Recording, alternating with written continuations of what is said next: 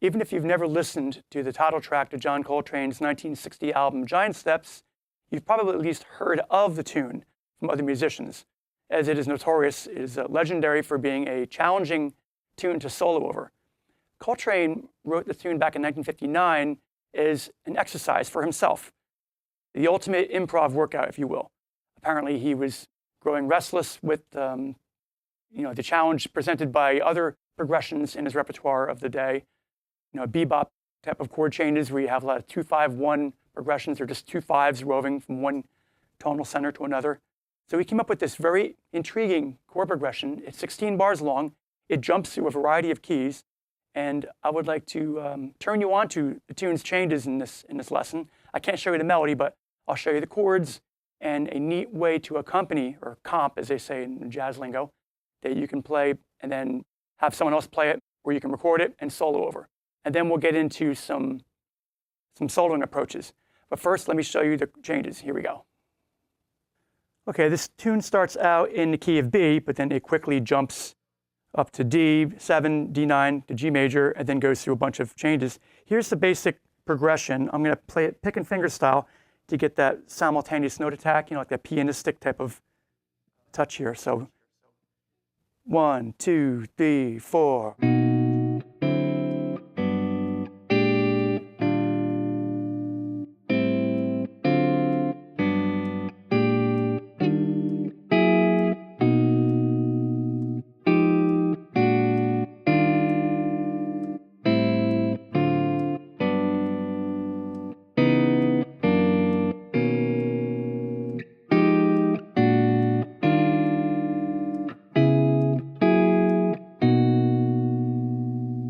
So that last chord, that was the beginning of the next chorus.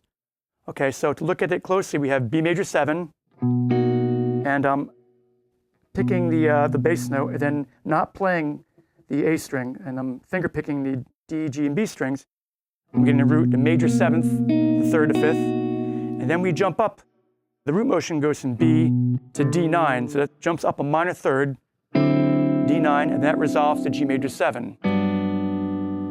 And then we go up to B flat 13.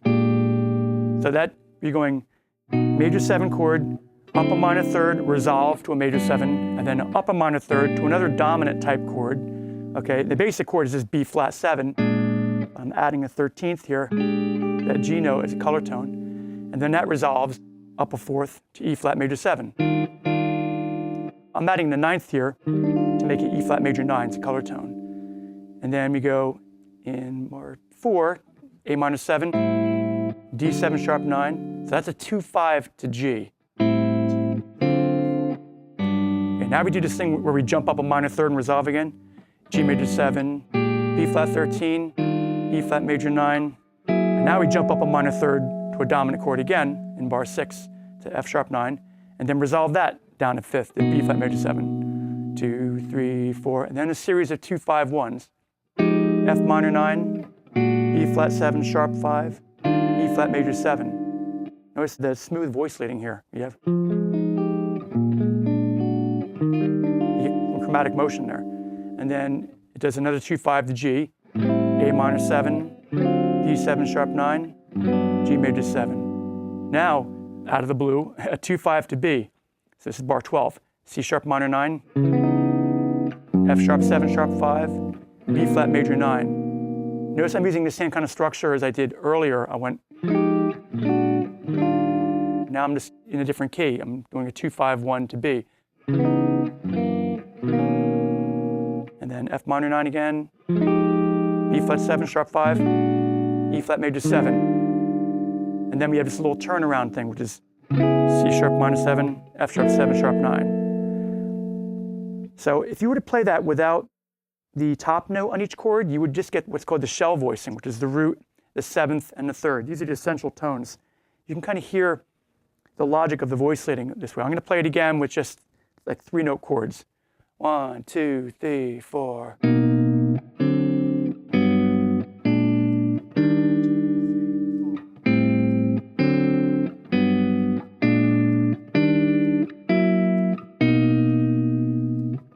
Hear the common tone resolution.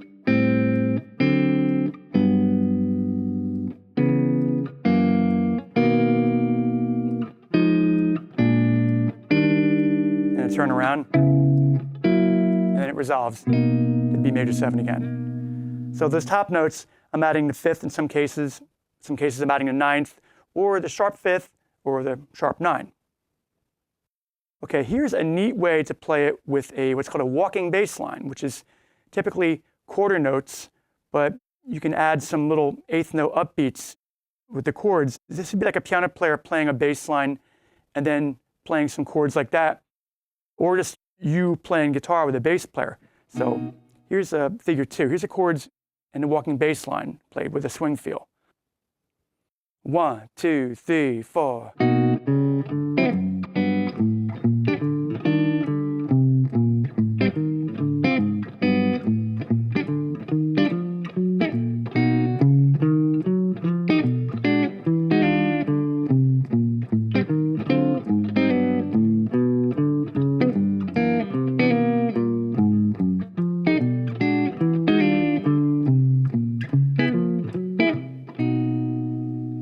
Okay, that's pretty neat. You have some rhythmic drive there. You get the sense of ta ta ta ta ta ta ta, that swing feel. If we were to just play the bass line, it'd go like this: 2, 3, 4.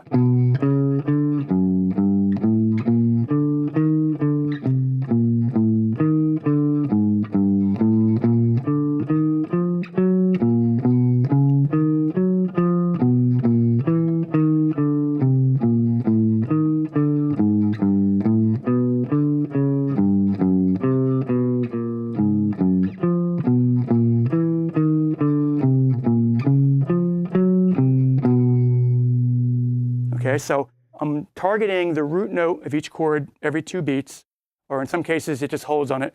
Like in bar 3, E flat major 7 holds for 4 beats. So I just kind of walk through the E flat major scale. Okay, but otherwise I'm I have to go from B to D to G to B flat. So I'm going a little transition note, chromatic from a half step below. And then E flat major 7. And when I go from A minor 7, D7 sharp 9 to G, I go. You'll find out a lot. It's a jazz thing, a walking bass thing to do. It sounds very hip, is to use those chromatic approaches from a half step above. That also gives you what's called a tritone substitution, which I'll talk about later on because that gets off on a different topic here.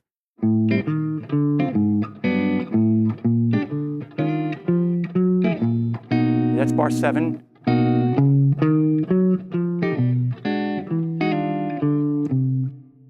As far as the chords, I didn't want to keep the same kind of rhythmic motif going, so I kind of varied it.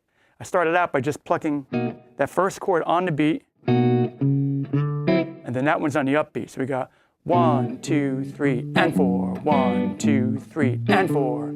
So those are on the and. It's like 1, 2, 3, and 4. 1, 2, 3, and 4. 1, 2, 3, 4. 1 and 2, 3, and 4. 1, 2, 3, and 4. 1, 2, 3, and 4. 1, 2, 3, 4. 1, 2, 3. Okay, that's in bar 6, 7, 8. That's where it changes up. I go. I want to get a different kind of motif. You don't want to just have it sound too repetitive rhythmically, right? It gets to be kind of sing-songy. So that's when I mix it up.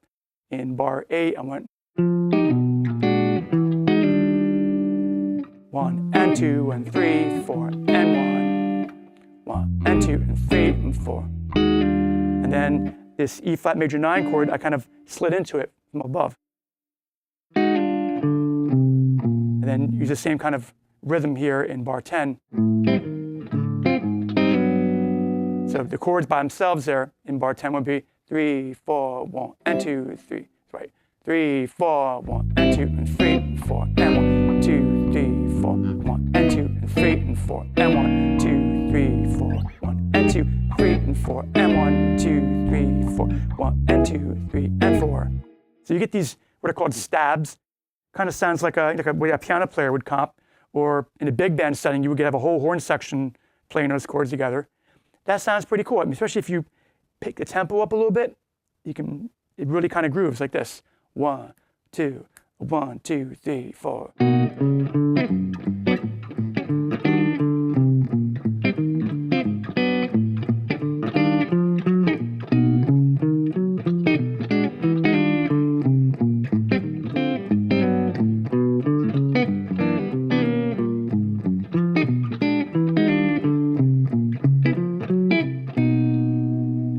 could take it a little faster. 2, 3, 4.